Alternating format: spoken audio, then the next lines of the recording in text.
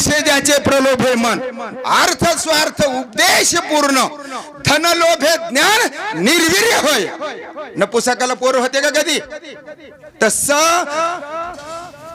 अर्थाची ज्याला इच्छा आहे त्याचं किती ज्ञान आहे का परिणाम होत नाही.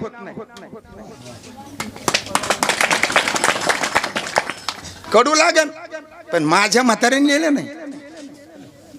मी वाचतोय. काय करतो आता इथं?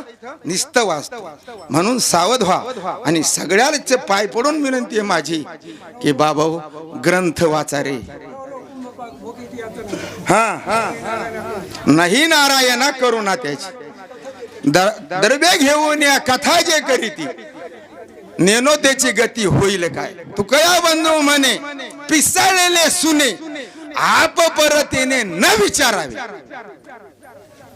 अरे शेकडो नाही हजारो प्रमाणात माझ्याकडे वहीच भरली नाथ भागवताची.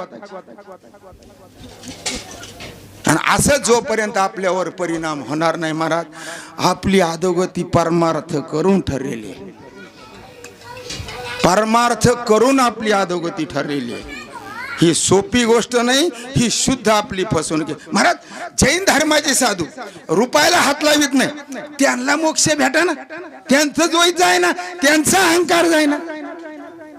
पायी पायी हिंडते बिगर चपलाचे चालत, घर नाही, दार नाही, मठ नाही, मुठ नाही, कशाचाही स्थान नाही. इतकं विरक्त होऊ नये ही ती अवस्था प्राप्त होत नाही. इथं सगळे भोग भोगून होईल.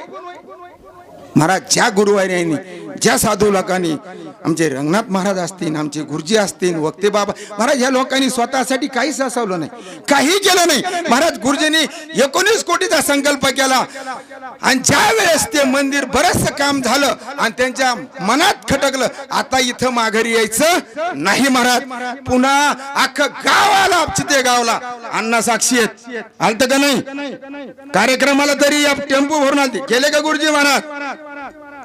नाही गेले. असे विरक्तता लागते महाराज.